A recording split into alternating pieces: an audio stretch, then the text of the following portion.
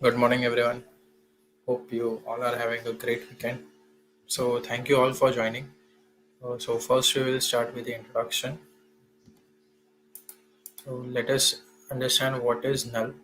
Null is started as an idea to share knowledge in the field of information security, promote and advance infosec research, also to invite newcomers and to have a great understanding of the cybersecurity field, and always create a fun learning atmosphere. So we are free of cost. As Null has been registered as a non-profit society and trust in Pune since 2010. Everything with what is taught at Null is absolutely free. Everything is run with the support of volunteers and organizations who sponsor us. So the activities which take place at Null are the Null meets that are monthly meets. So the monthly meets take place yeah at one day of any month, 1 day of a month. Then comes the Hamla, which is offensive security. It is a workshop based. Next is the Null Bachao, which is defensive security, and the last is Null Pulia. It is a short skill bridging. Next are some of the highlights which have been taken place, such as the Null Popal took for 2 day full day workshop on Linux and cybersecurity. Even Null Ahmedabad had CTF challenges to solve most post meta. Then initiatives like Let There Be Fresh Blood and Mission Secure Chandigarh was led by Null Chandigarh for students and people to spread infosec awareness. Then comes the goals. Looking for our goals are to increase the number of chapters, monitoring of students and newcomers, collaboration with other communities, more meeting formats, and record live stream events. So to reach out the Null Ahmedabad chapters, you can join on the Discord link, and also the chapter leaders Swarsha and Kuldeep Pandya. After that, you can ping us on the Twitter handle too. Then it is who is Null. I'm the Null community member. Everyone who are the attendees, speakers, volunteers, chapter leaders, and champions. How to contribute to in Null is to you can go to our community website null.community and click on engage. You can also help in the following ways: by becoming a volunteer, or by coming up as a speaker, or even joining on the Null mailing list. Next is becoming a so the process to become a volunteer is to register at the form, and you will be contacted by the chapter leaders after the registration. We do have a Swachlit portal. uh, in that uh, in that, if you find any vulnerability, you can report it, and also email at the security@null.co.in. So, how to represent at Null? Request for a presentation at the link. Also, you will be contacted by the chapter leaders once successfully registered, or you can approach the chapter leaders if you have a good topic and research to be shared with the InfoSec community. Null do have a job portal also, where companies do post their openings, and the newcomers or the job seekers can apply through that portal. So, if you want to start a new chapter at your locality, you can get in touch with Sandeep, Pankaj, and Ash. Here are the three mentioned email addresses too. So, what are the process of starting a new chapter or a student chapter at your colleges also? Share the contact details of of yourself and at least two or more people interested in starting a chapter. Also, go through the checklist that will be shared to do a pre-null meetup. Once you are clear about the checklist and with the communication, you can go ahead with to start a chapter and for the first pre-null meetup. Also, once the meetup is done, confirm all the checklist items we require for documentation.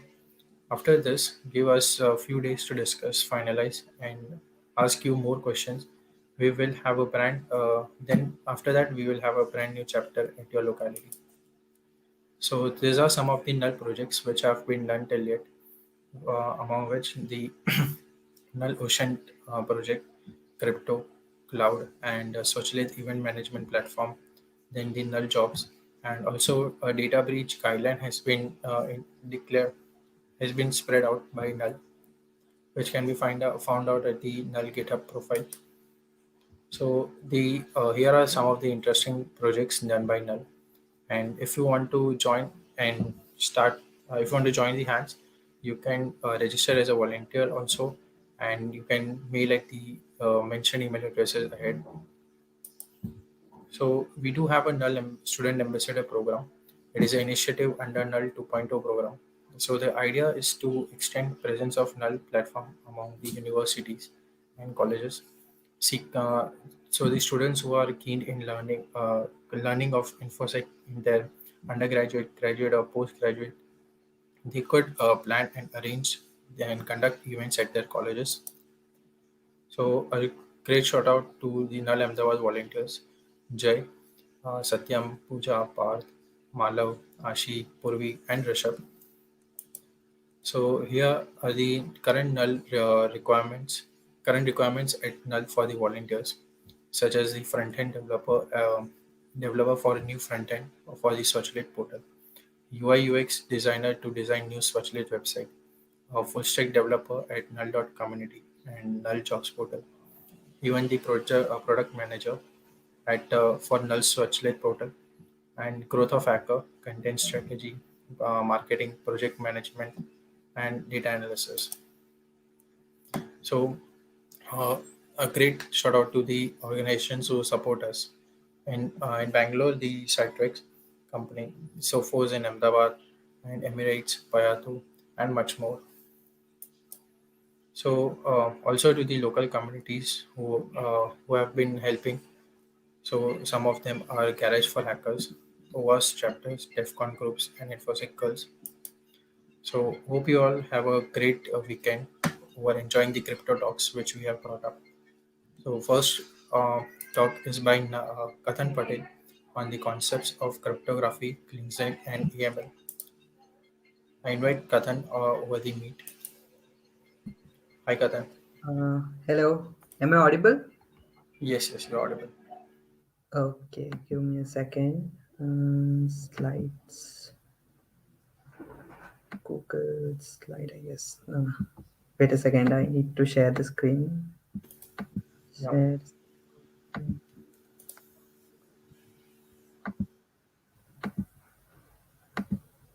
Is it visible? Yes, it is visible now. Okay. So, good morning, everybody. Uh, my name is Kathan Patel, and today we are going to see what is crypto cleansing and anti-money laundering. The weather is a bit cold, so right now I am shaking as well due to the pressure and weather as well. So let's get started. So this talk, I need to mention that this talk is little bit more of a theory part rather than practical, because the next talk, which is on crypto investigation, is correlated, and we were about to take it as a single talk, but since there were two topics and two speakers, so we decided to do it separately. Okay, so I will make sure that I will finish this one quickly, so that you can enjoy the practical one, which is very interesting, tracking the crypto transaction. Okay, so let's begin.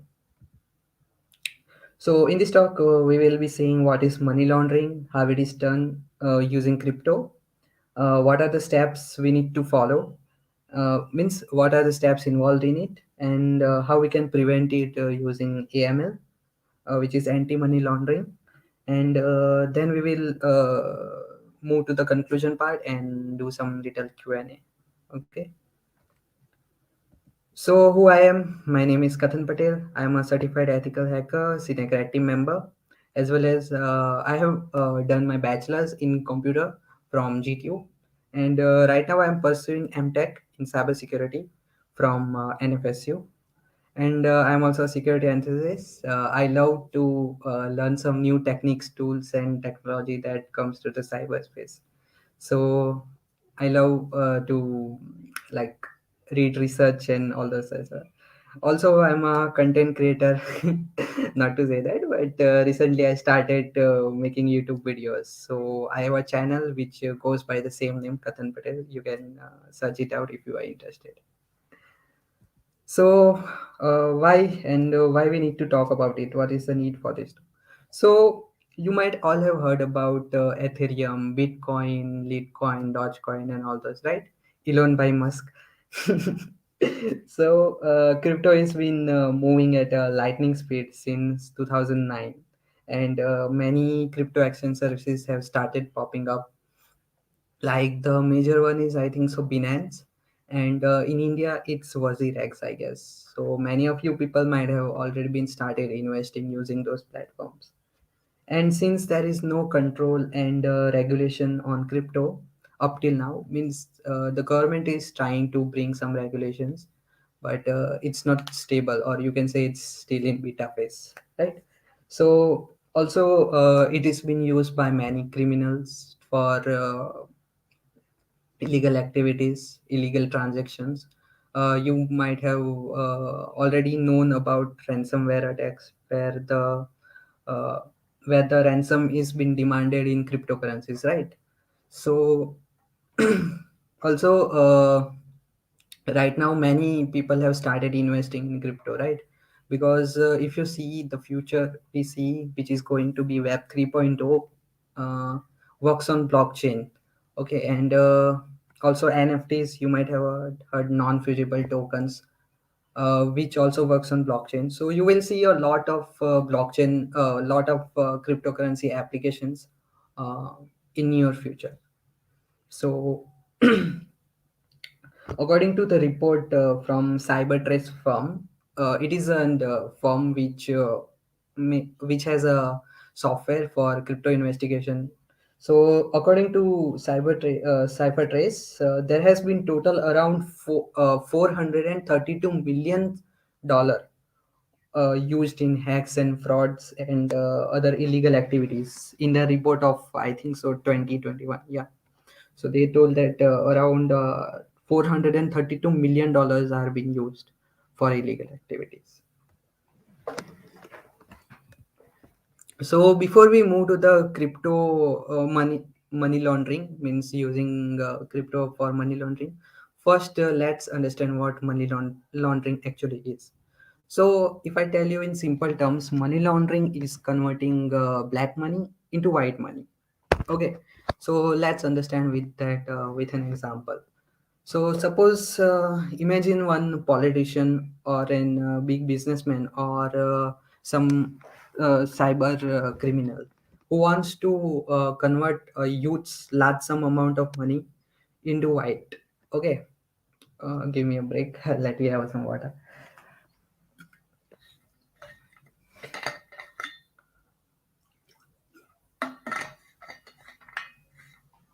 Sorry for the interruption. So suppose imagine a criminal who wants to convert his black money which is earned by some doing some illegal activities. He wants to convert that into white money. Okay, so what he or she will do, he will contact some professional or some person who is working right now in a financial institute. Okay, so after that what they will do, uh, they will segment that money into small blocks. Okay, so for example converting 10 million into 1 million. Okay, so similar to that. So after that they will segment that money and transfer those money into middleman's account or a strawman's account, you can say. You might have heard about that a politician transfer their money to their driver's account or their worker's account, right? So after that the money flows to this is one of the method. There are other methods like putting the money in a shell company. Now what is a shell company? Shell company is On paper it has some financial transaction, but actually it is doing nothing. It's just a company on paper. Okay. And the third one is third method. You can directly what we say, smuggle the money to foreign countries. Now, where this money goes next is to the foreign tax haven countries. Now, what is tax haven countries? Tax haven countries are those countries who have very low rate on foreign investments. Okay, so those are tax haven company. One of those is Switzerland, then Singapore, Bahamas, and all those, Panama, and those countries, right? So you might have also heard that this person have lots of money in his Swiss bank account and all, right? So that thing. Now after that, once it is transferred to a tax haven company, there it is been layered, means that. So up till now the process that has happened, which is known as placement. Okay, so there are three stages: placement, layering, and integration. The first one is completed, that it has been placed in what we say, some country or that, right, according to our example. Now the second layer is the second stage is layering. In this stage, the money which is been transferred to the tax haven company is being layered into multiple shell companies or multiple companies or stock. Okay, there it is been moved from one company to other company and all this. The main aim here is to hide the origin of the money, from where money has been received. Okay, and after that this money which is been transferred from a shell company to another company and all the uh, it's been sent back again to the origin. Now, what do I mean by that is that this all money which is been layered is been integrated at one place. Now, these can come again back to the origin country by some FDI, means foreign direct investment, or via some business transaction.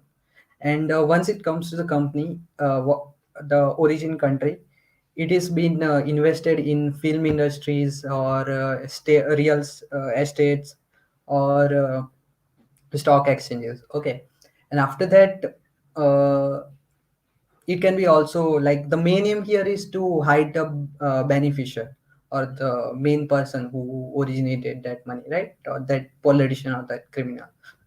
Now, originally it is actually used for human trafficking, then criminal activities, other like drugs and all those, supporting terrorism and all those. This is how the company, this is how the uh, money comes into the company for those processes, like for those crimes. Now, uh, this is a traditional money laundering diagram, you can say. It is simple. The three stages I right now explained to you. The first one was placement, second was layering, and third was integration. So now let's see what is crypto cleansing, or you can say using crypto for money laundering. Okay. So in in crypto cleansing, there is also three stages: placement, layering, and integration. The only difference here is that instead of uh, moving directly moving the flat currencies, here it is used in the placement stage. The flat currency is used to buy the cryptocurrency. Okay, and after that the layering is done using some other cryptocurrencies, like that we will see in the next slides. I will explain you that in detail in the next slides. Okay, so these are also similar. Here is a diagram which is kind of similar if you see the traditional one, but the only difference here is that crypto is being used. Now, why crypto is used? Because as you may already know, crypto work on a decentralized architecture, and anonymity of the user is being hidden. So if you and you and I do a transaction in crypto, not the origin, means the person who is doing audit will not know that who is that wallet account, who owns that wallet, and who are you and me. Like they will only see that transaction detail, which you will see detail when Manan explains that Bitcoin investigation part. Okay, so right now just think it as instead of direct money, here the crypto is used for the placement stage, and after that layering and integration. Now, before I explain you that all the three stages in detail, you need to understand some few types of cryptos, or you can say some coins. So first one is primary coin. The primary coin is a coin which is used for which is like you can buy this coin directly using a flat currency. Okay, now you, you can buy this for example by using some cryptocurrency exchange services, for example Coinbase. So you can link your account and directly buy Bitcoin and Ethereum and all those, right? So those are all primary coin which you can directly buy using a flat currency. Other one is token. Now token doesn't have its own blockchain. Okay, so they depend on primary coin or other coins. They don't have their own blockchain. The primary coin has a blockchain, as you will see that in the next talk when Manan will explain you. Then all this thing will start making sense to you. And then there is a privacy coin. Now privacy coin is similar to primary coin. In primary coin, the blockchain is public, means the digital ledger is public. You can see that one wallet address has transferred this many account and at this particular time, and this was the transaction ID and all those, so you can easily track it. But in privacy coin this is not the case. The activity of the transaction is being kept private. Okay, so only you and me who is transferring the money or the privacy coin can know that okay, this was the person, and this no it is not a public ledger. And then there is altcoin. Altcoin is the alternative to Bitcoin. The simple term. All those currency, all those cryptocurrencies which is alternative to Bitcoin, like Ethereum, Dogecoin, Litecoin. All you can say those are altcoin. So crypto cleansing is done in four phases. These are four phases of crypto cleansing. First phase is where the flat currency is converted to the primary coin, as we discussed earlier. What is primary coin? So the person who is trying to do money laundering will first convert, or first he will use some digital wallet addresses. Okay, for example, when you go to buy a Bitcoin, okay, you need to verify yourself before you can buy, right? So the account which you are using should be verified account. Now the money laundering person, the person who is trying to do money laundering, will not have much of a account, right? We will not be having lot of account. So we will try to buy it from some online forums or Reddit or somewhere. So there are people who sell their verified account on those platforms, and or they can use some broker or some other person who has some middlemen or strawmans.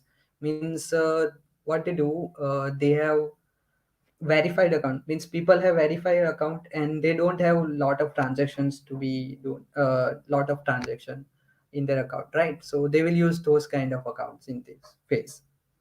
And they will convert their flat money, they will send this money to those strawmans, and they will buy the they will buy cryptocurrency from their account.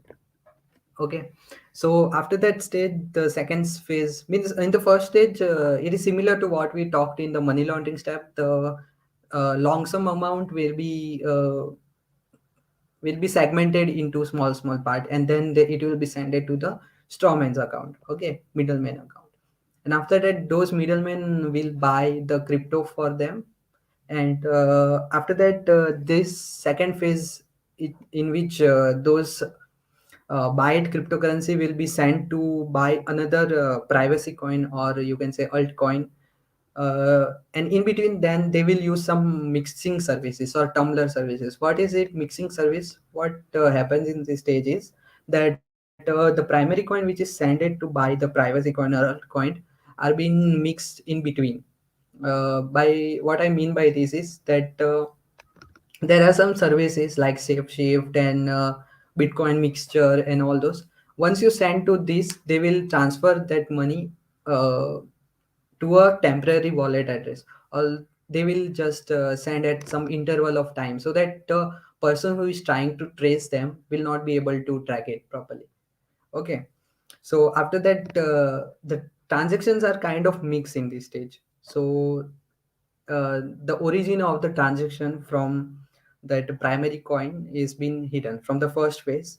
It get hidden in the second stage, and after that those are transferred to some advanced exchange services like Binance or Coinbase or some other, and it is used to buy some other what we say other coins. Okay, now here the layering process has been started. The phase 2 and phase 3 is the layering stage. Here the main aim is to hide as much as possible the origin of the transaction. Okay, so the third stage is where it will transfer to another exchange services and another wallet and another crypto coin tokens and all those in this stage. And after that, after the third stage, it will be moved to fourth phase or fourth stage, which is known as integration. Now here uh, all that crypto which is been purchased or which has been layered in stage 3 is moved to again back to the small accounts, like the strawman's account. Okay, and after that it will be made what we say uh, white here, and it will be used directly. Or here in the integration phase, actually it is not what we say, it is very risky to directly transfer to the bank accounts. Okay, so what they do, they will directly invest it into the stock market or real estate, or they can use here some flash drives to portably store the crypto. Okay, there are some flash drives which you can use to store your cryptocurrency portably. Okay, so because it is easy, right? So if you want to if the criminal wants to smuggle the money one country to another, how they can do, they can directly courier that flash drive to the other country, or they can just share the QR code of the wallet address and similar to that, right? This is our integration phase. Now we will see how we can prevent it, or we will see anti-money laundering in crypto. Now, before that, do you have any question regarding these phases? I want to clear it out so that you can understand it properly. Do anyone has any questions up till now?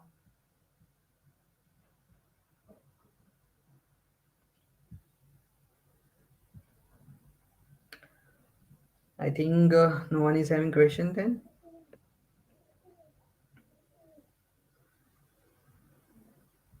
Okay, so let's move to other part, another part of this talk, which is AML, or how we can prevent this money laundering. Okay, so what is AML? First, we need to understand AML, anti-money laundering, refers to the activity financial institute perform to achieve compliance with legal requirement to actively monitor for and report suspicious activity. Now, anti-money laundering is an activity which helps you to monitor, or what you can say, those rules and compliances which you see when you go to any crypto exchange services or any crypto when you do some crypto business, right? There you have to verify yourself, and uh, there might be some policies that sometimes we don't read those, right? That they will monitor our transaction and all those are what they are all AML policies, so that when the law enforcement uh, need to investigate, they can directly contact to that crypto business firmware and ask for their help. Okay, so for that reason AML is been uh, made. In October 2008, the Paris-based global finance watchdog, Financial Action Task Force. Now, this is a global intergovernment organization, Financial Action Task Force. So they proposed a document in which they mentioned that how you can monitor crypto invest how what are the regulations, what you need to do to uh, to verify those money laundering activities. So they propose some red flags and some policies which a firmware or crypto businesses can include in them. So there are some, these are some AML red flags which they suggested. Okay, so first one is transaction type.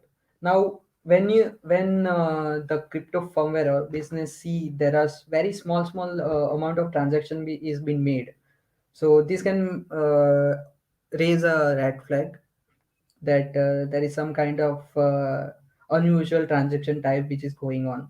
Like for example, high value cryptocurrencies transaction made within a short amount of time, or transfer of fund to an unregulated exchange services, like exchange services which doesn't have a proper regulations. So this might give a red flag that there is some kind of unusual transaction going on, transaction type. Okay, so the next one is transaction pattern. Now in this, if there are when many new accounts being made in a short period of time, or there are some new what do we say transactions going on from those new accounts, so those are some unusual transaction patterns. So for example, a criminal wants to transfer some money, and he recently made some new account and heavily doing some transactions from that new account, so this could raise an alert.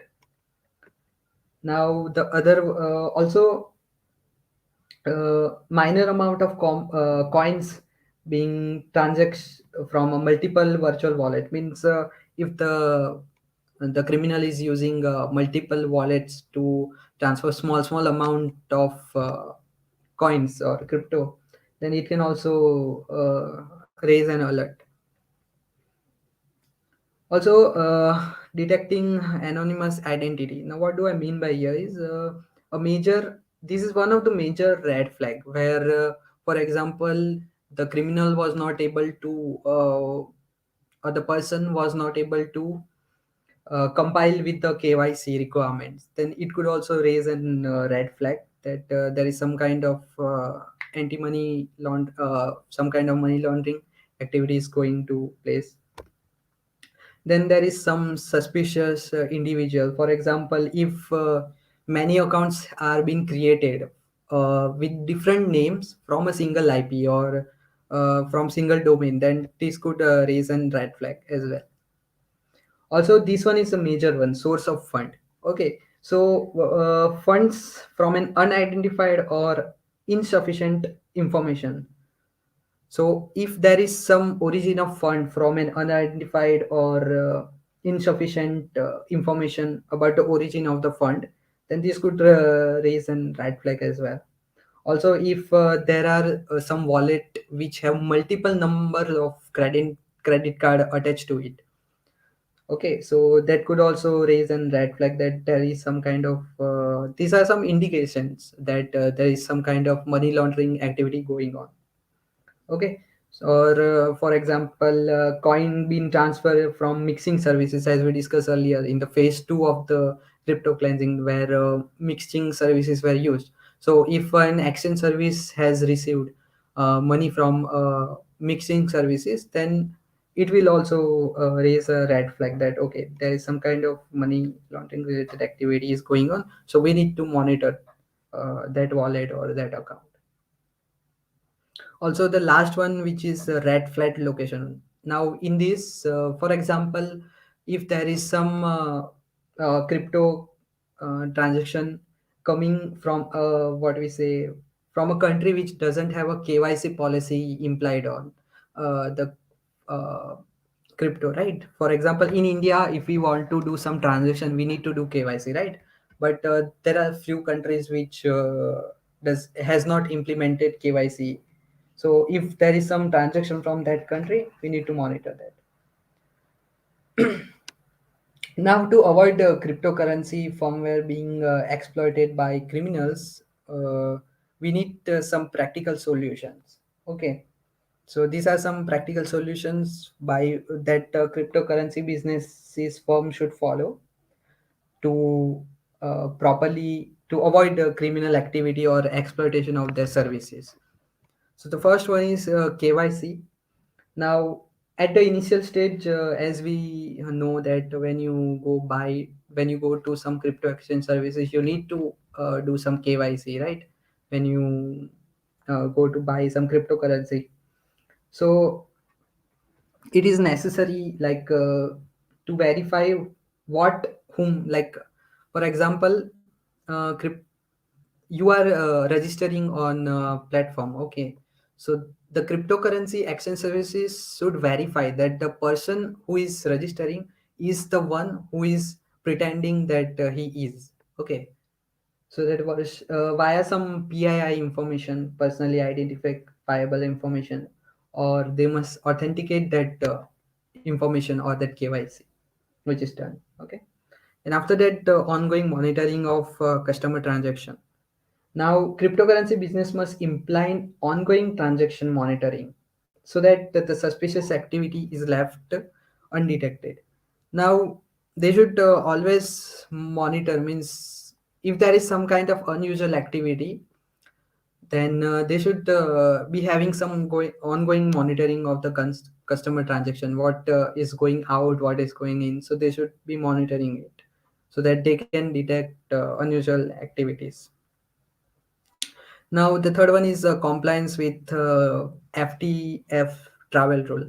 Now, the travel rule states that if there is some entity who is trying to do or who has some transaction amount which exceeds 1000 USD or UIR or some particular amount of money which is given by the regulatory. So if that exit that, then you need to start monitoring that account or inform or share those accounts activity with the law enforcement. And the other one is AML screening. Now, AML screening entails that checking an end user against watch list established by regulatory bodies such as FATF, UN, FinTrack. Also in India, we have FIU, IND, which is Financial Intelligence Unit of the India. So we need to check an end user who is some kind of a big person, you can say a film star or a politician or some person who has some criminal background, okay? So if they have made that account, so we need to do monitoring of that account as well. So let's conclude the session. So in conclusion, you can say that if you implement proper AML, then money laundering can be prevented. It's not possible to fully prevent it, but at least we can stop it, right? Or we can get an alert that there was some kind of unusual activity.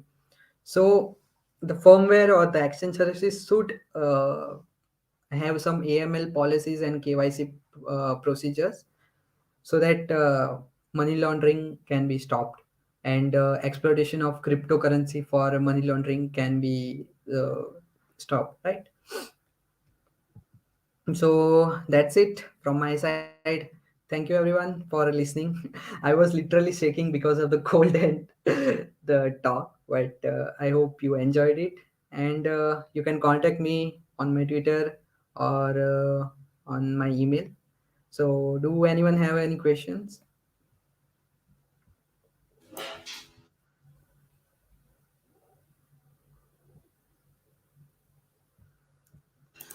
Thank you, Kadan, for a great great information on EML and cleansing of cryptography. So, Yeah. if anyone has any questions, they can push it on the YouTube chat, as Kadan will be staying around. So, I would like to invite our next speaker, Manan, for the for giving us a brief cryptocurrency investigation and tracking Bitcoin transactions. So, Manan, you can start. Am I audible? Yes, you are audible. Okay. Let me share the screen. share screen.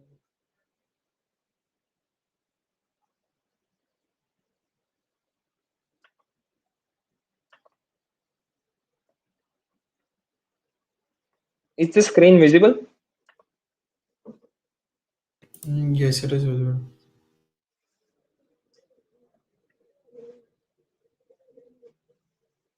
So, great morning, everyone. I hope you are doing well. I'm currently shaking right now due to cold, but with that, let's get started with the cryptocurrency investigation and tracking Bitcoin. So, we will be covering why it is needed, what is Bitcoin in terms of blockchain, history of Bitcoin, blockchain basics, and at the end, case studies and practical. Now, who am I? The little bit of introduction. I'm Manan Vyas. I have completed BE Computer Engineering from GTU, pursuing MTech Cybersecurity from NFSU. Now, why the tracking is needed? Because as we all know, we are investing in the crypto, getting good gains. Crypto is good, but as Kathan has said, it is used by criminal and fraudsters. So we have to have some tactics to track that money and catch the criminals. Now, what is Bitcoin? Before starting this, I want to tell you something that if you want to investigate about a technology or on a technology, we first have to know that technology properly, and after that, we can go into the investigation phase. So, with that, starting, what is Bitcoin? As we all know, it is a cryptocurrency. Cryptocurrency is a basically made up name of cryptography and currency. Now, according to Wikipedia, this is literally big definition. Bitcoin is a decentralized digital currency without a central bank or single administrator that can be sent from user to user on the peer-to-peer Bitcoin network without the need for intermediaries. Now, Bitcoin versus blockchain. Now, I'm saying this because Bitcoin is not equal to blockchain. Some have misconceptions, but I will tell you. Bitcoin is a cryptocurrency working on a blockchain. Okay. Bitcoin is an application of blockchain technology. Blockchain is a whole separate thing, and Bitcoin is just an application. Just like video game are the application of computer graphics. The backend technology for Bitcoin is a blockchain. It's that simple. Blockchain driving Bitcoin since 2009, non-stop 24/7. Now, before starting into the concepts, bit history of a Bitcoin. At first, October 31st, 2008, a pseudo name with Satoshi Nakamoto, an anonymous person, made an announcement. A purely peer-to-peer version of electronic cash would allow online payments to be sent directly from the party to another without going through the financial institution. This was literally a big announcement because back then we all have to go through the banks or any other things to send money to someone else. Now, Satoshi Nakamoto released the version 0.0 or Bitcoin software on SourceForge on January 9, 2009. Nakamoto created domain bitcoin.org and continued to collaborate with other developers on Bitcoin software. Around mid 2010 to end 2000, he handed over the control of the source code repository to Gavin Anderson and transferred several related Bitcoins to the various prominent members of the Bitcoin community and stopped his involvement in the project. After that, we don't know who that was. We still don't know who that is. And how many Bitcoin he possessed, we still don't know. Now, what problem Bitcoin was resolving that made it hit? Like, first one is segregation. Segregation means the documents needed for opening the account. Privacy issues in that we have to send money to someone, we have to go through the government or the financial institution to send our money to other person. Third thing is inflation. Government prints money and pay hefty amount for it, so it basically decreases the value of money it is printing. And fourth one is international borders. In terms of international transactions fee, we can't easily make a transaction from India to America without paying fees or with ease. Now, how Bitcoin looks. Everyone thought that Bitcoin looks like this, but actually it looks like this. The public key and private key. And 34 character long public key, 51 character long private key. We will see how it is derived and how all that. Okay. Now, what is blockchain? The thing on which Bitcoin is working. Blockchain is a combination of various technologies. It consists two words, block and chain. Understand with the simple and good analogy. The Genesis block or the block zero is the driving block of blockchain technology, and it contains all the algorithms and all the logic for making the new blocks, controlling the price of the currency, and etc. etc. After that, we are just simply adding blocks with the data transactions as a bogies, and those all are internally connected.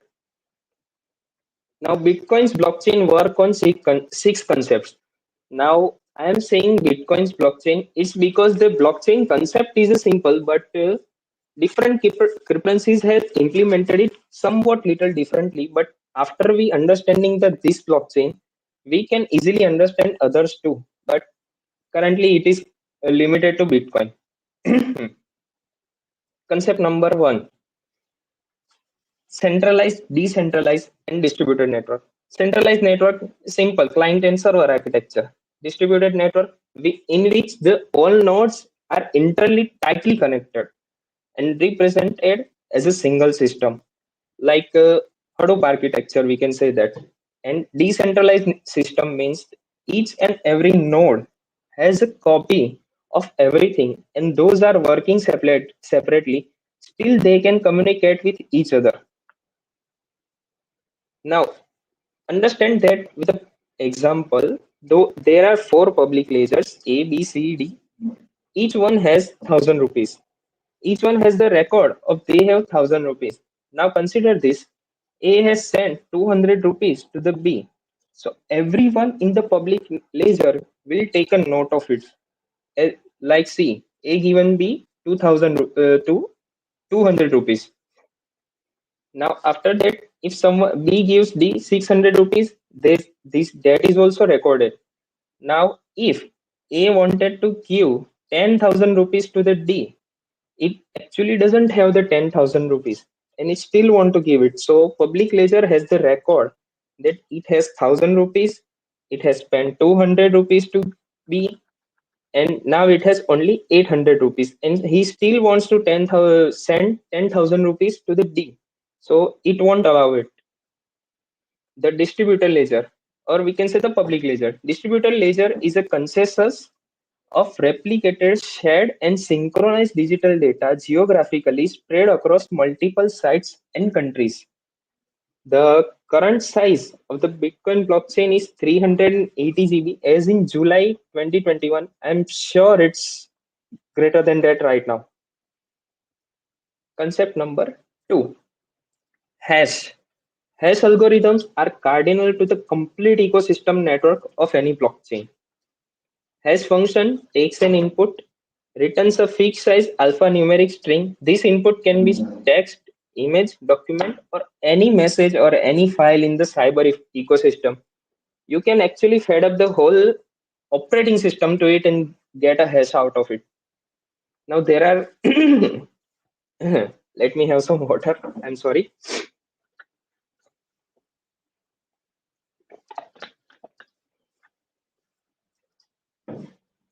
Sorry for the inconvenience. Now, there are many types of hashes: MD5, SHA0, SHA1, SHA2, SHA3, RIP, EMD, 160, etc. etc. There are so many hashes. But in a Bitcoin, we use only three hashes as we don't have found any collision in it. SHA256, RIP, EMD 160, and SHA512. SHA512 is a little bit less used. It's used in just some wallets, not all wallets. And even if a single collision has found in a cryptographic hash function, most cryptographers will consider the function insecure. Now, where the hash actually uses, the hash used in two places: the Merkle tree and the generation of public key and private key. We will see that public key and private key, but first the Merkle tree. Marker tree is basically a tree data structure, as you can see here, where the leaf nodes are the transactions. Let me just start. Okay, laser point. So as you can see here, the leaf node are all the transactions, and the parent node are the hash of its child. As you can see, the hash of A, B, C, D. After that, to its parent, the hash of AB, hash of CD, and after that, hash of A, B, C, D. This is the Markle root, and this is how the final hash is generated. And this hash is also put to the next block for linking it. Okay. Now, if there is a after the block has made, if someone wants to change anything in it, like if we want to change in something in transaction A, then the hash of A will be changed, hash of AB will be changed. The final, the Markle root hash will be changed, which will be differ from the hash in the next block. The entire blockchain will easily know that there is a problem in a block number 11. Okay, good analogy for this. Just think that this is a block 0, block 1, block 2, block 3, etc., etc., and all are mathematically linked. The mathematically linked means these all are linked with the hash, as we can see here, the previous hash. Okay. Now, concept number 3, symmetric encryption and asymmetric encryption.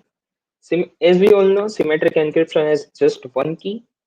Asymmetric encryption has the two keys, private key and public key. It's a key pair. So what one key does, the other will validate. Simple. Public key encrypts, private decrypts, public digitally signs, public verifies the signature, private authenticates, public verifies the authentication. Now, behind the simple address, the public key and private key address I was shown earlier to you, it is the generation of it is somewhat difficult and somewhat mind-boggling. Even I have a problem understanding it. So a private key first of all is randomly generated on a elliptic curve.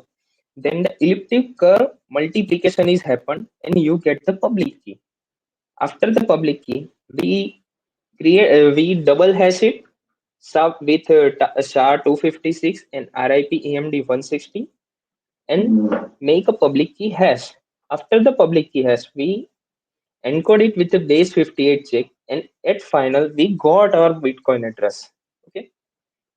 Now, this is just for an example and understanding. Your simple private key will look like this. Public key from that through the elliptic curve multiplication derived is something like this. Now we get the SHA 256 hash of it, which is sorry, which is look like this. After that, we converted it to RIP AMD 160. Just remember this RIP EMD 160 hash of this because we will be needed later on. Okay. Now we add 00 as a version bit for the main network prior to it, and again convert it SHA 256, and then again SHA 256. After that, 4 bytes of the second SHA 256 will be added back to it. And after this, all this waka waka AO, we can get the Bitcoin address after converting the base 58 check. Okay. Now, I have talked about the what we can say elliptic curve cryptography. In here, the SEC P256K1 elliptic curve cryptography is used, which is defined in standard for efficient cryptography. You can look more into it in this website.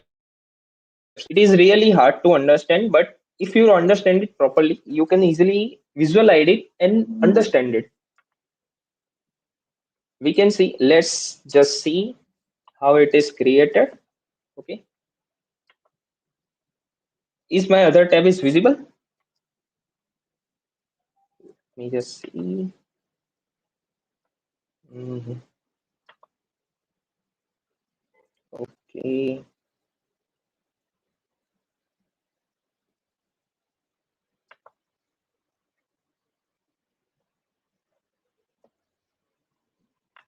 Sorry for the inconvenience, but you can see by clicking on this link, you can see the how it is generated and all that. Now, after doing all of this, we can get our public key, which is essentially our wallet address, and the private key. Public key is 34 characters long, starting with 1 or 3. Just remember this: starting with 1 or 3, it will be needed in finding the Bitcoin wallets and differentiate between the Bitcoin wallet, which are uh, anonymous wallets or not. And this is the private key. Private key is basically not all available to the public. That's why it is private. 51 characters long, starting with 5. It is required to transfer value from one address and represents a possible destination for payment. Okay. Concept number 4. Simple concept: peer-to-peer network. Peer-to-peer network is created when two or more PCs are connected and share resources without going through a separate server computer. Okay. Concept number 5. Consensus. Consensus is defined as a general agreement of a state. We can consider a scenario that there are two parties, A and B, and people are doing voting for it. If a 50% vote is given to the A, then the A has win. This is generally known as general agreement of, or we can say the consensus. Now, consensus is used to solve the double spending issue. So, double spending issue is it is actually simply, but let me put it this way: if you have just say digital money of 100 rupees, okay, and there are no other mechanisms to protecting it, so you can spend it as much as you want of that 100 rupees. Like, you can set 100 rupees to me and Kathan at the same time and still losing not money.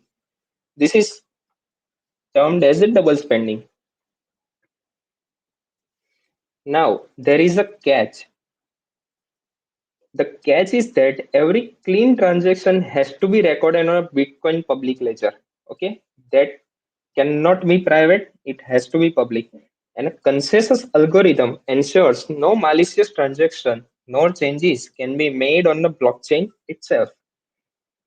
There are so many types of consensus, like proof of elapsed time, proof of capacity, proof of authority, proof of stake, proof of concept, etc., etc., etc. Concept number 6, and please pay attention, this is the important information and important concept for this: proof of work. Proof of work is a piece of data which is difficult to produce but easy for others to verify and which satisfies certain requirements. Bitcoin uses the Hashcash proof of work system. Okay, here let's understand it with an example. Suppose we have a string attack on Monday. Okay, we converted the hash of it. As you can see here, we have a hash, SH256 hash. Okay, now we put a condition that it should be prefixed by something, but that something is what? The condition is that the prefix of the output hash should be such that the hash is prefixed by 7 zeros. This is the condition, simple condition, not the dangerous one. Okay. Now, the desired output for the string attack on Monday is 7 zeros followed by some string. How do you do that? But you just put the 7 0 ahead of it? No, we have to calculate it. By which? The nonce. We have to calculate the nonce and add it to the hash, and then we get the desired output. Like in this example, the attack on Monday string is there, then we converted it to hash. Now we find the nonce of it, add the nonce to it, and we will get the 7 zeros as a leading term. The thing here is, nonce cannot be calculated by the formula. It can only be guessed. Okay, it's in basically trial and error method. Try one, Not satisfied, try 2, not satisfied, try 3, and that's how you will get the nonce. Once you will find it, you will pass on to the network to verify. Once they are verified that you have find a proper nonce, you will be rewarded. Simple is that, and a block has been created. So it is difficult to calculate, but very much it is easy to verify. Now, the Bitcoin mining, the biggest buzzwords in the history right now. Bitcoin mining, miners are literally everywhere. China is banning the miners as they are consuming so much energy and all that. But what actually the miners are doing?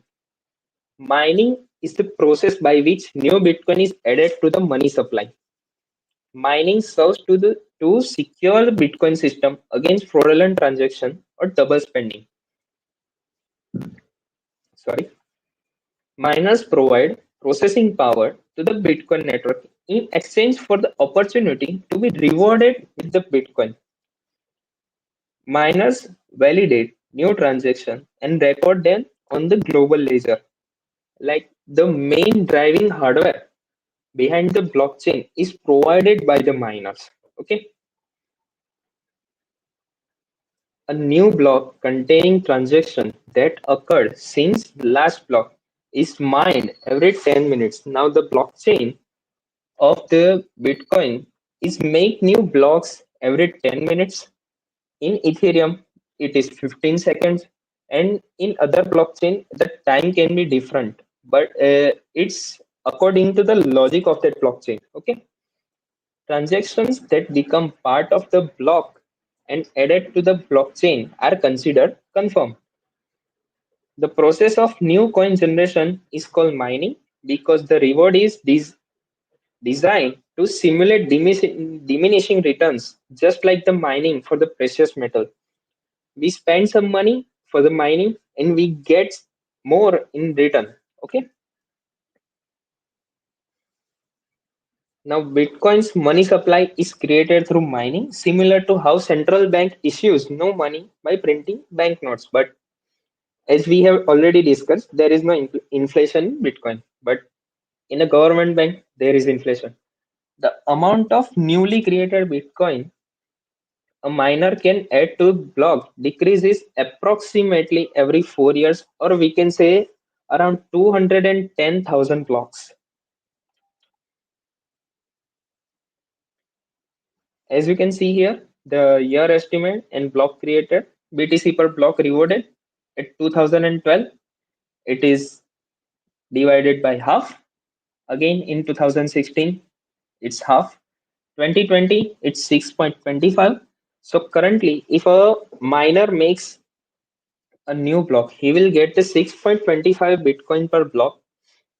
Earlier, which it was during the 2009, it was 50 Bitcoins per block, but at that time, Bitcoin doesn't get that much value. So it's equal. Now, this is just for information. I know it's not going to help in our investigations, but just for information. Mining difficulties. Near to 2011, a CPU or a bunch of CPUs were only needed for mining. After that, GPU or FPGA is needed, and after that, ASIC. ASIC is actually means application specific integrated circuits. Those are specially made for the mining the Bitcoin. And currently, ASIC and the GPU farm. GPU farm means a whole lot of GPUs connected with the system. Both are used for mining. Okay, this is the blockchain. If you want to download, and if you download the blockchain data files, you can see the block is something like this. At the starting, there are magic bytes, then there is size of the block header, transaction count, and all of the transaction data. Okay, just if you have enough space and internet, you can download it. Otherwise, just don't try to it. Your machine get hanged. Okay. Now, investigations and case studies. Before starting this, important things we have to remember. Bitcoin is a pseudonymous, not anonymous. Now, earlier we have said that Bitcoin is an anonymous thing, but actually it is pseudonymous. The layer of anonymity is broken. There is exchange involved, and you want to convert your Bitcoin to your currency, like rupee, dollar, or Kuwaiti dinar, as you want. And if you want to buy some Bitcoin, at that time also the layer of anonymity is broken, and there are already Kathan has said that there are AML laws which will keep record of you, your transaction, and all of that, which already has break the anonymity of you. All transactions happen over the internet, which uses IP for addressing, IP and MAC for addressing. Now, this is actually somewhat advanced forensic concept, which is only used by the FBI and all that. We actually don't know how the actual process is going on. Okay, most of the transactions are done through exchanges, so we can easily get just by an, or we can say just by an warrant, we can easily get the details about you, that what you, where are you living, what are your mobile number, how much any money you have spent, how much transaction in crypto you have done, etc, etc. And sorry, the next thing is Bitcoin's blockchain can be parsed easily as it is not encrypted and open for all to see. Okay, Bitcoin is, the transactions all are happening are actually very much transparent, and you can see all of the transaction happening in it by using something like blockchain explorer, and ex- there are so many websites for it. Now, a case study, I have taken the two case studies for this. First one is where the FBI has done something, and second one is our practical. Okay, the first case study in which we will be seeing how the law enforcement agencies and government are doing this. The first case study is of Colonial Pipeline hack. As we all know, Colonial Pipeline was a hit by a ransomware, and hackers demanded nearly $5 million, or we can say 75 Bitcoin, so that the Colonial Pipeline regain access to their data, their machines, and all that. Over the next several weeks, the FBI traced the address of the wallet the criminals gave to the Colonial to make the payment. At that point, federal law enforcement seized the asset, recovering around $2.3 million worth of Bitcoin transferred. That is already what we can say 60 or 65 Bitcoins. I'm not sure. I haven't done the math, but it is around 60 or 65 Bitcoins. It has that hacker has demanded 75, and he just left with 10 Bitcoins. The FBI said in its request for a warrant that its investigators had in their possession the private key for this cryptocurrency wallet. Now, how they obtained the private key, it is closely unclear, but one scenario we can assume that the hacker had made the choice to entrust the private key for the Bitcoin, the cryptocurrency exchange, the exchanges like the Binance, WazirX, and all that, which was forced to hand over the funds to the FBI because the AML laws simple. Kathan has already created it, covered it. Sorry, created it, covered it. Now, practical with the OSINT tool. So I just have to open second window. Stop sharing.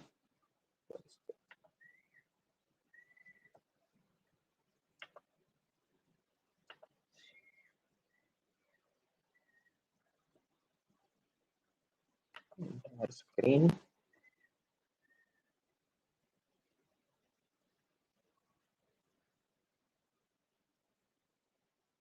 Is it visible?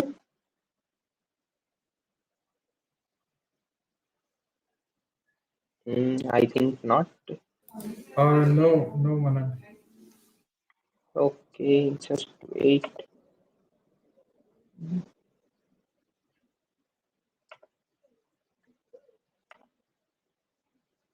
Mhm. Just wait for it. I am just copying the links from the other browser so that we can see it easily.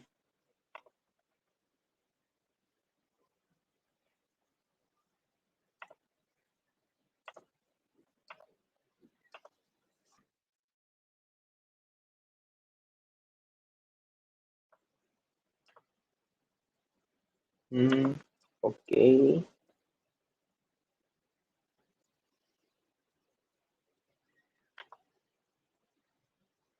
Is it visible now? Yes.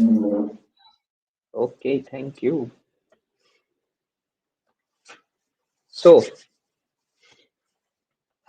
let's start with this second case study. This is the simple blockchain explorer, and I have opened a transaction with an transaction ID of this much long. And as we can see here, there are just a single wallet transferring 100 bitcoins to these different wallets. On the date 7/05/2019, it has transferred 7,074 bitcoins in just single transaction. Let me see that how much is that. 337 million in dollar. Okay, so as in the uh, what we can say, the receiver end, we can say the different address is starting with 3 1, and there is this strange address BC1. I have said earlier that the Bitcoin wallet address started with the 1 or 3. Then what is BC1 doing here? It's because the BC1 is simply the, what we can say, the anonymous address. Yes, we can create the anonymous address through softwares. We can create so many anonymous addresses with the software. There is a actually limit of 2.05 into 10 raised to 38 addresses per person. Okay, that's much addresses we can create through the software, and there are software which don't require our any kind of information. We can just download it, create one address, create second address, we can do that. And at the sending end, we can see that there is just a single address which is transferring hundreds of Bitcoin. Not just a single, but hundreds of Bitcoin. Let's just take a look at this.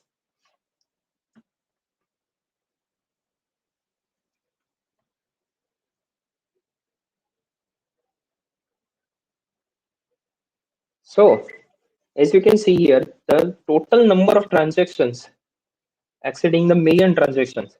Total receiving Bitcoins in millions, total sent in millions. Final balance is this. So, with this, we can conclude that this address should be belong to, what we can say, Bitcoin exchange. And let's just copy this and paste on a Google to see which it is belong to. Just look at this. Binance. Yes, Binance got hacked in 2019, and we are currently seeing the transactions which were made by the hacker, and he get away with the, we already see here the 337 millions. Okay, so now if we want to investigate this, how we can do that? Simple. It is not a heavy thing or dangerous thing. We can just go to oxt.me. Okay, let's just वो load होती है उस उतने time तक हम copy कर लेते हैं address.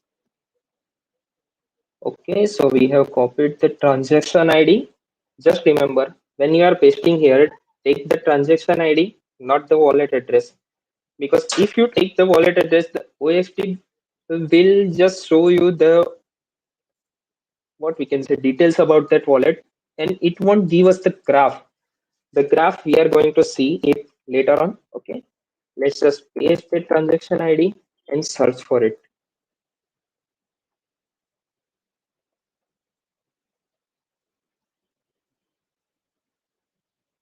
Okay, so here is the summary.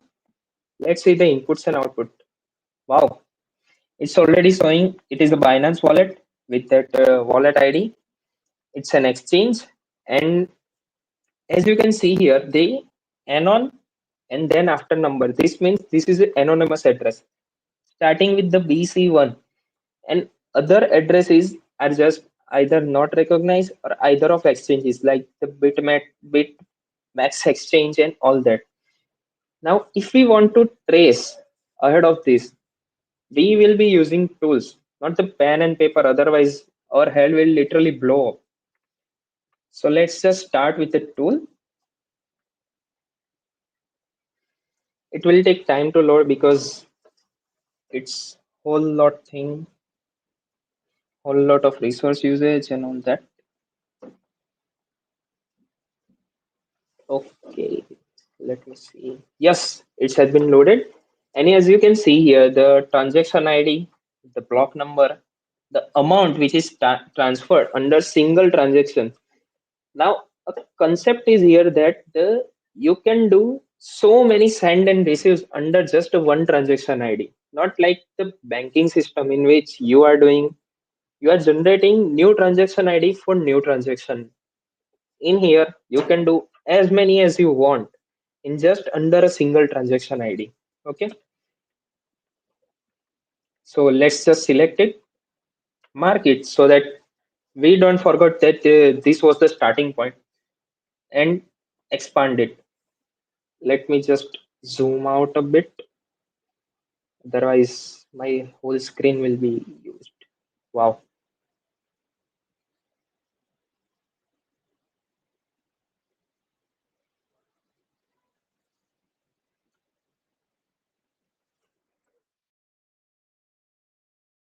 Mhm.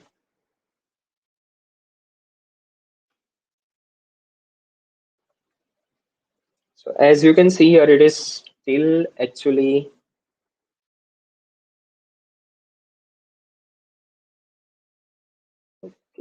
zoom resolution set.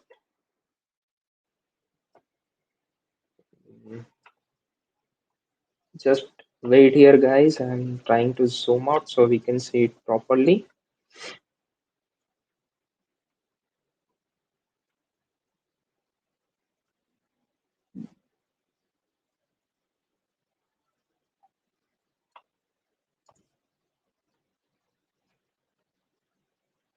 I think I have to decrease this.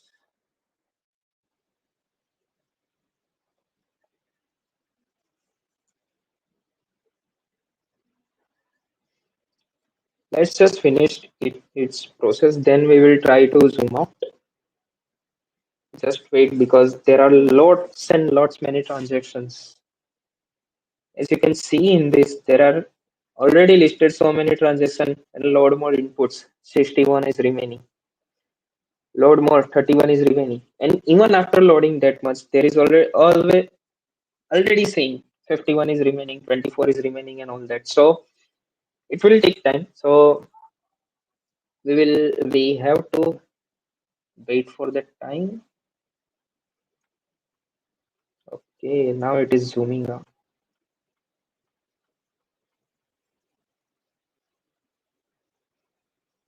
Yes, so now just let me increase my screen resolution.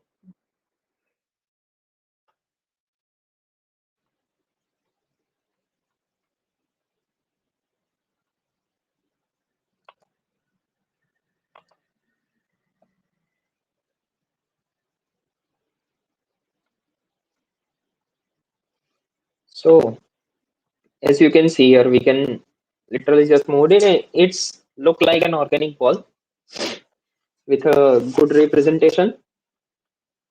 We can see that from the different transaction are going in and out. Okay, if we select this arrow, we can see the amount and send to which. Now these arrows size are according to how much Bitcoin is sent and received. Like if we can see here this arrow, by hovering over it, we can say that 371 Bitcoins are sent to the anonymous address.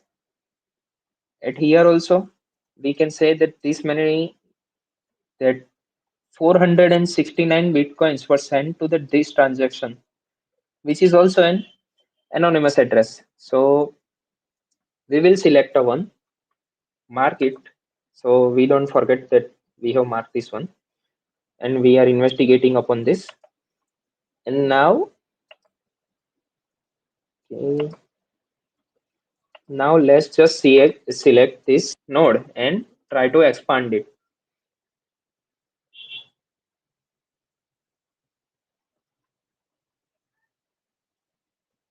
Okay.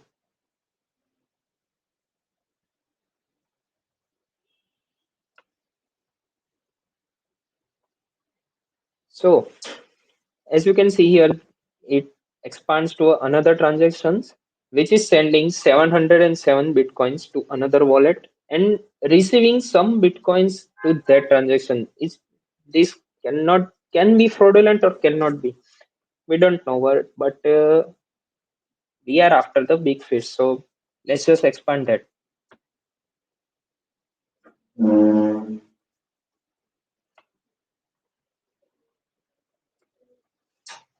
Wow, so many things.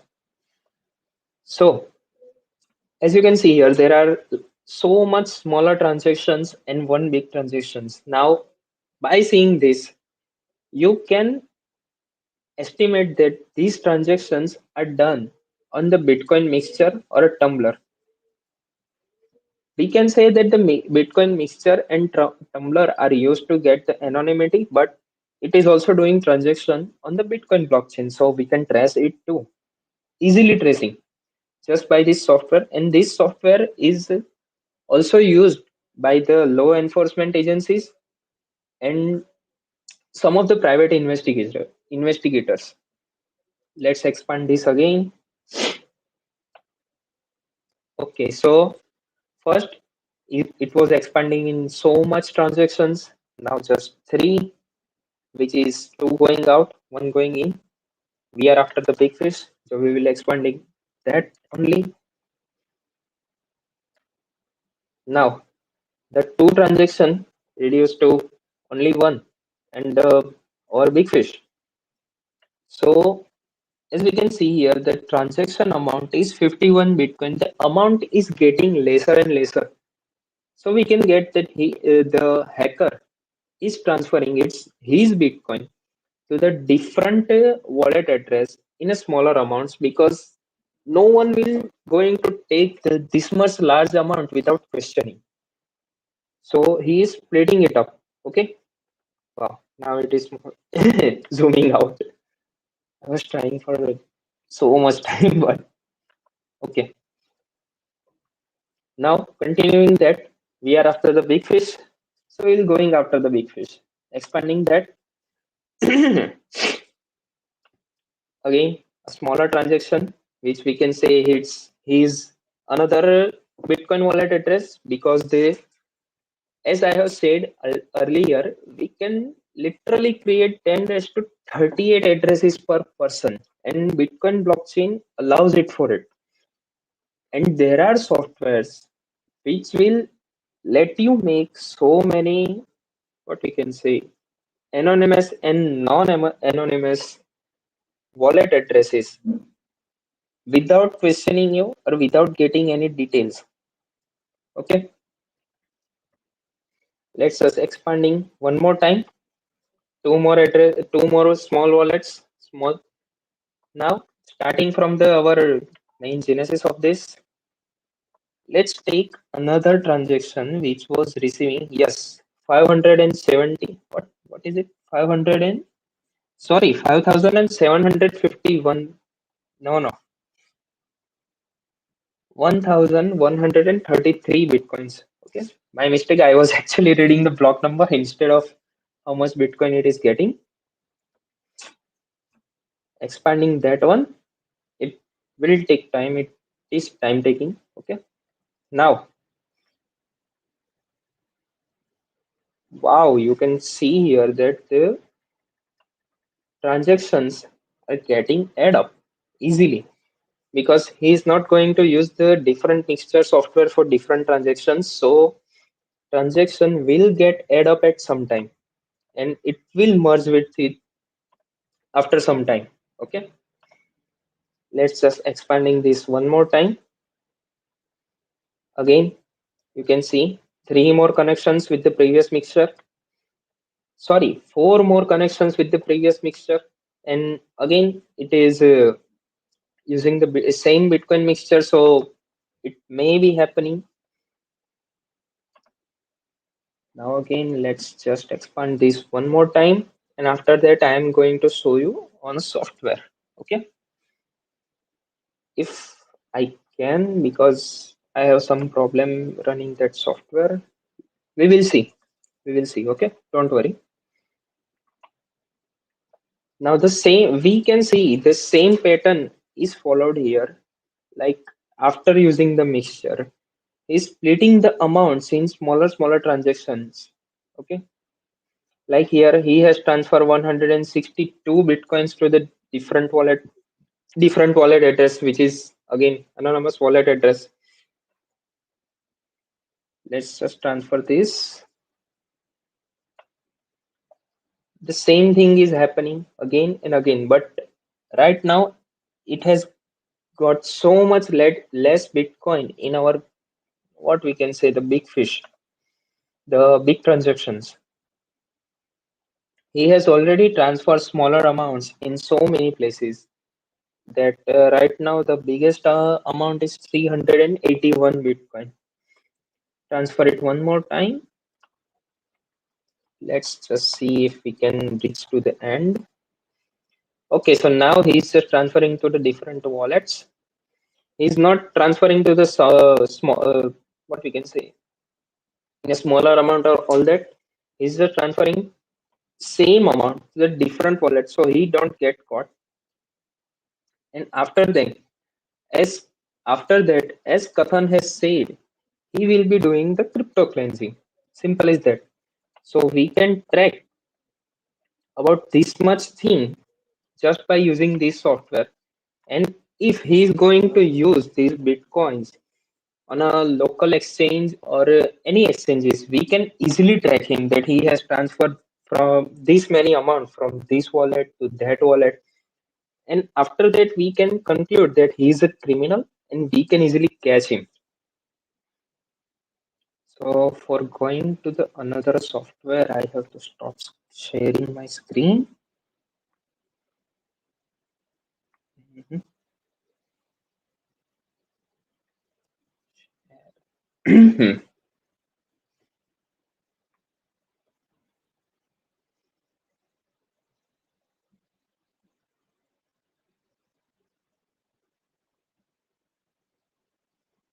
Let me just check.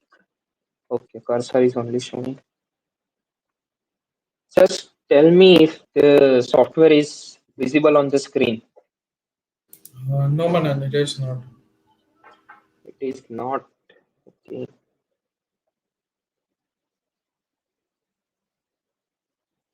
Mhm.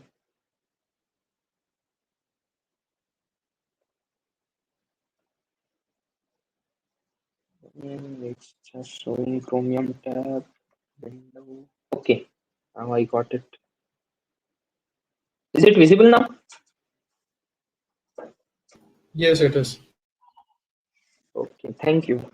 So this is the another open source intelligence software, and I am currently using Community Edition because simple thing, we are likely to get free stuff more than the paid one. Just keep in mind, if you downloaded this and if you are using Community Edition, make sure that this transform blockchain.info transform is installed on this so that you can easily track the crypto transactions and what inbound and outbound addresses and all that. So starting with creating a new graph, it will take some time because this software is really, what we can say, resource hungry. Now we will just take Bitcoin transactions, put it here. Now the transaction you are seeing right now on the screen is just randomly generated. It may be or may not be on the blockchain, but we are putting our transaction and okay. Now started. Right click on it, click plus on blockchain info. Now expand it to the destination addresses. Now it will take some time. Wow, it has generated so much many, and as you can see on the arrows, the amount is also shown. Like for this 555 bitcoins, for this something, for some amount, for this 400 and some amount, for this also 500 and some amounts.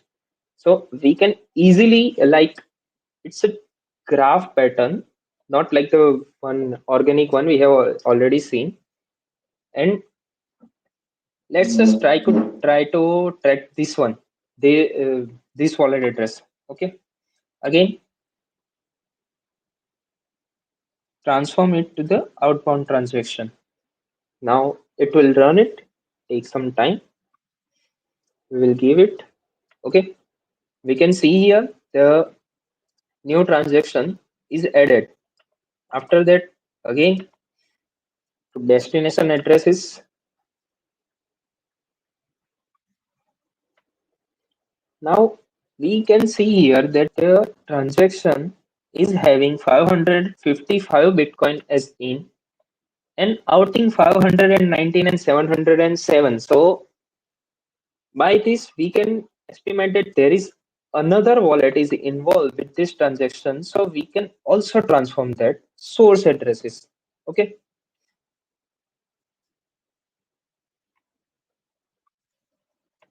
So yeah, this software is again saying me the same thing, the 555. But the another transaction which was made by this is completely different address as we can see here, and it could be or cannot be because I am using a community edition which has a limit of 12 results. So we can't see much more than that. So it is kind of a limitation of this, but we can easily see, but we can continue our investigation with this. Okay. Now coming back to our main transaction, we can just see the what are the source address for this transaction. And it will again run it and giving me the two source addresses as we have seen earlier. One is our one NDYGT. This is our Binance Exchange source address, and this is another one because why not? Others people can do a transaction also. Okay, it's not just that this transaction only contains the hackers transaction and all that, but other people are involved also for doing something. So now if we want to just see that where this address is also associated, so we will simply copy this, make a new graph, paste it as a, no, not the Bitcoin address, but paste it as a phrase. Now as a phrase because I want to I want something more just simple than the Google search. We have already seen that it is a Bitcoin address and it's belong to the Binance exchange. Okay. Now just converting it to the standard transforms.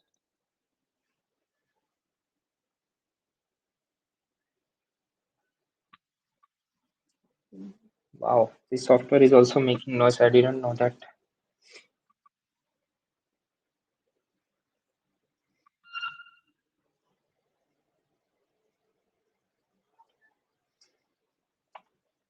So I have done standard transform which actually contains the so many transform that per transform it is giving 12 results. Okay.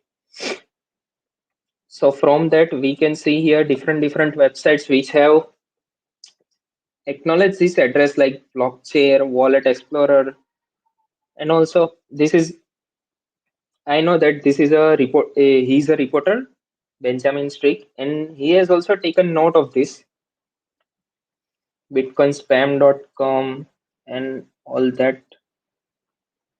Where is that one address? I have seen it, but I can't find it right now. Sorry for that. I have some cough and cold, so okay.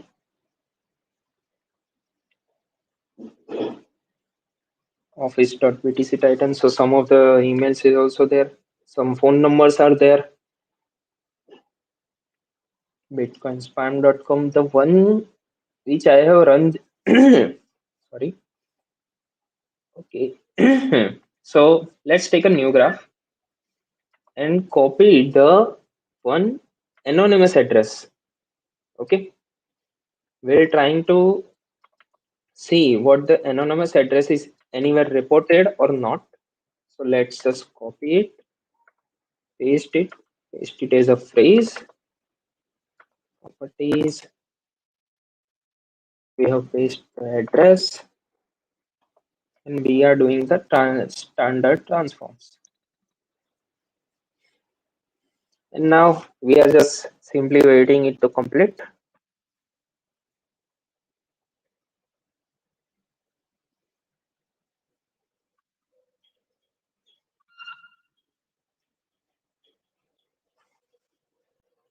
I really didn't know that this software can make this much noise also, and my ears are literally ringing right now.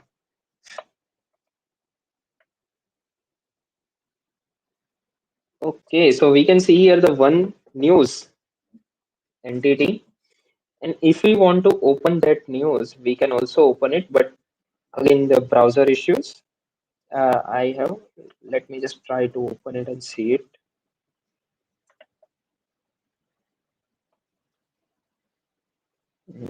Where did it go?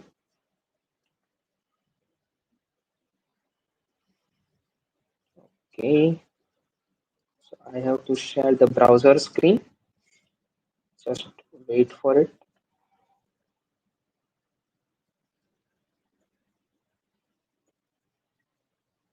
Sharing the screen window.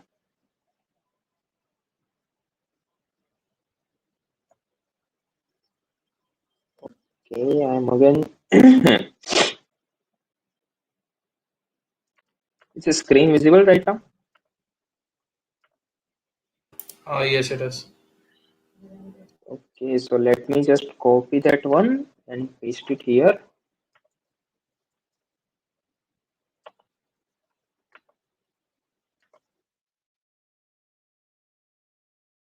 So, wow, it's Chinese website, news.housing24. I really can't pronounce it, but let's just convert it to the English language so we can understand it.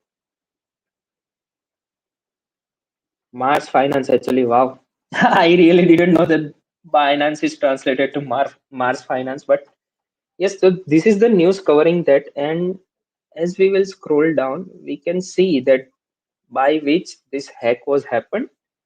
And we can also see that there are addresses. The main 20 addresses or 7,074 BTC stolen by hackers are as given below. And that's why that software has shown us that this website in is one of transforms. So it will be easy for us to investigate it open sourcely. Okay. So now I'm resting here. And if you have any questions, I have to again share the screen. Wow.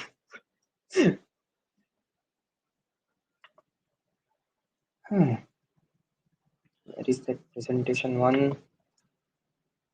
Yes. So Hope I think everyone would keep a track. Yeah, so here is yeah, it was because pretty I have difficult to shown, keep the track. yeah, but It's Yes. available on YouTube, so they Yeah. can see and perform the practicals with it. And I will also share the slides, so don't Sure. worry Sure. of it. So these are the honorable mentions. The Malteco.com, of course. The one is YouTube video from which I have learned these things, and another is a YouTube channel from which I have learned about the crux of Bitcoin. Okay, so thank you everyone. If you want to connect with me, you can share. You can connect me on email or on LinkedIn. Thank you very much, everyone. Thank you, Manan, for brainstorming session. And Manan will be staying around. If you have any doubts, you can post it on the YouTube chat. So we will be moving forward with our last session, and that is Null Quiz. So I hope everyone would be ready. Share the link.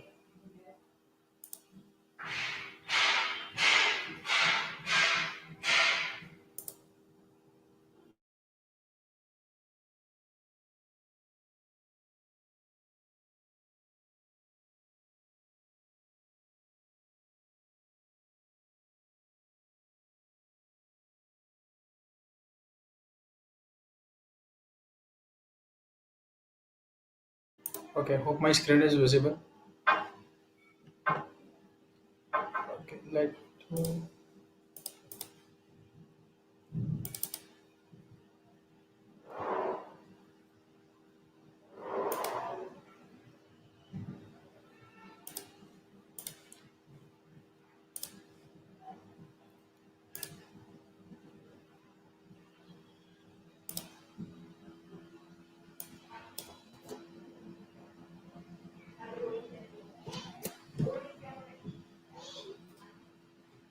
So here is the quiz link, and it is also being shared on the YouTube chat.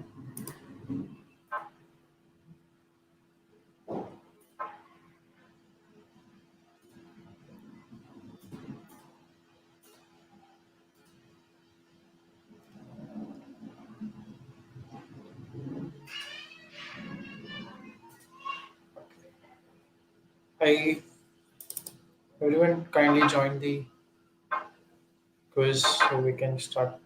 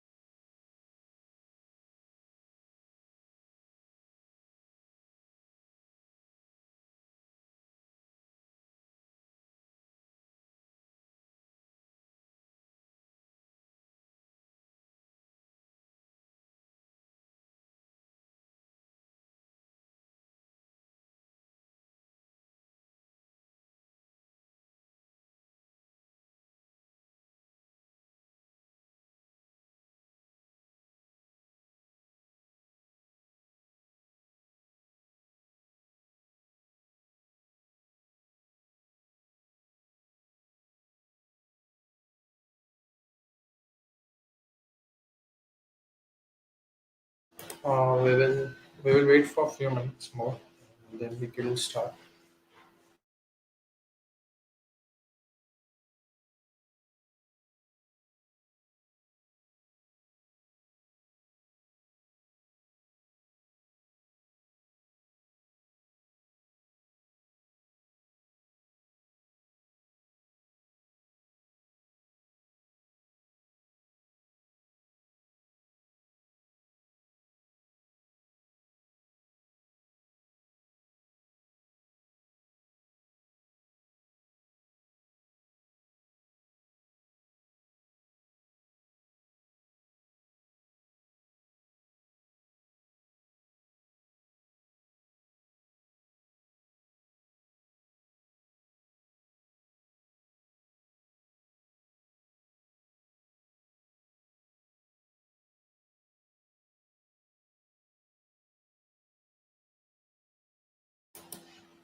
Okay, so let's start with the quiz,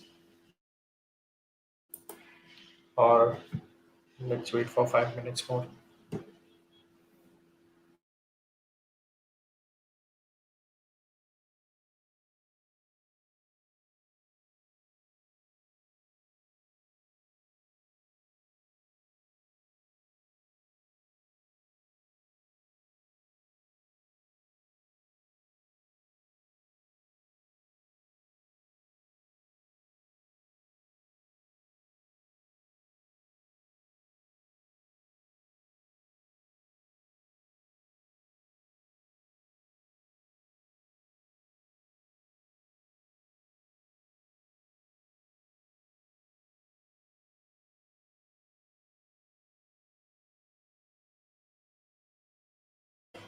Okay, so let's start with the quiz.